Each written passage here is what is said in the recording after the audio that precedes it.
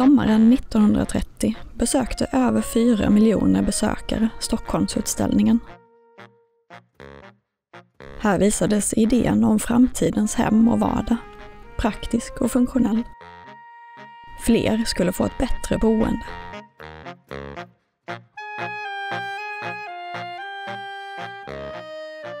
Och mitt i detta står NK, med möbler som väcker både beundran och kritik. Stockholmsutställningen 1930 brukar räknas som funktionalismens genombrott i Sverige. NK deltog på över ett dussin olika platser på utställningen och var faktiskt den största utställaren av möbler. Och de flesta möblerna var ritade av chefsarkitekten Axel Einar Hjort. I hallen för dyrbara rumsinredningar så inredde Hjort ett vardagsrum med pjäser i dyrbara och exotiska träslag och med mattor i starka färger.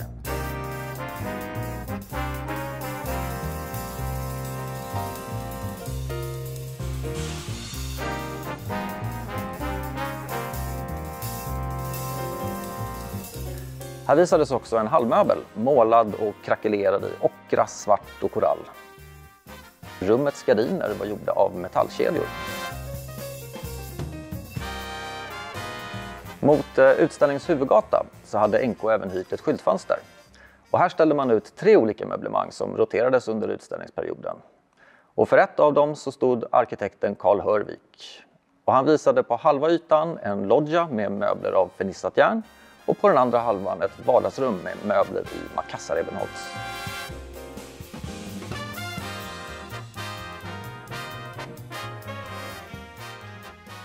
NK hade också en egen villa på Stockholmsutställningen, ritad av arkitekten Carl Bergsten.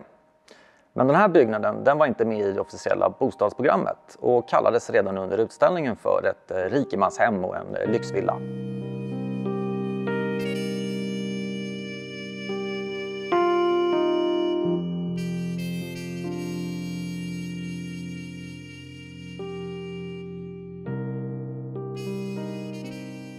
Och många av möblerna de var i funktionalistisk stil med rätlinja och skarpskurna linjer.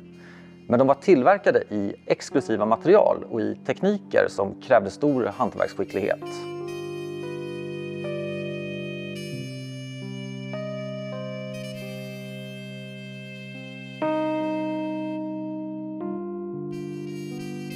Men utställningen ville egentligen visa möbler som kunde massproduceras.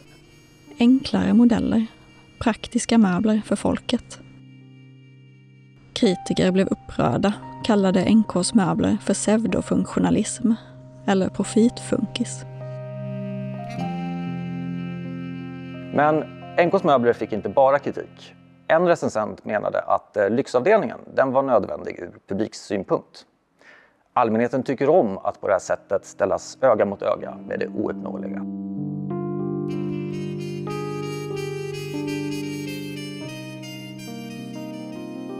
Men snart skulle Axel Einar Hjort hitta på nya modeller, mindre utsmyckade och billigare, för en vidare kundkrets. På Stockholmsutställningen så hade NK fått massiv kritik. Möblerna var alldeles för exklusiva. Men 1932 så lanserade NK seriemöbeln Typenko, eller Typ NK.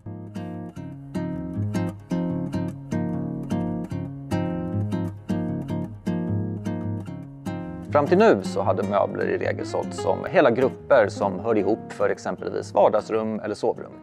Men med seriemöblerna så skulle kunden nu själv kunna kombinera som man ville. Dessutom så behövde de inte beställas i förväg utan kunde levereras direkt.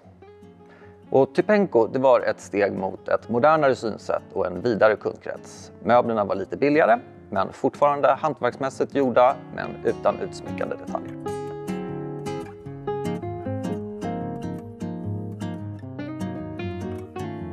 I Sverige har design setts som en viktig del i kampen för jämlikhet och välfärd. Den brukar skildras som funktionalistiskt präglad och formad av samhällsengagerade debattörer. Axel Einar Hjorts exklusiva möbler rimmar inte med det här idealet om industritillverkade och standardiserade vardagsvaror för alla. Och företagets exklusiva profil kan därför vara en förklaring till varför NKs produktion vid den här tiden länge har hamnat i skymundan.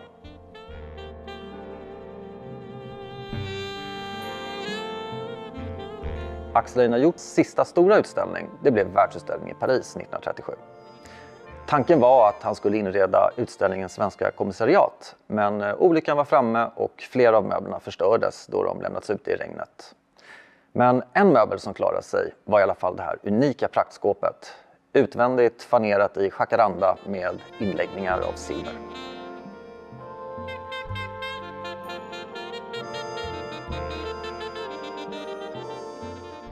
Men den stora stjärnan för NK på världsutställningen i Paris var en ung frilansande arkitekt som snart skulle få sitt stora genombrott.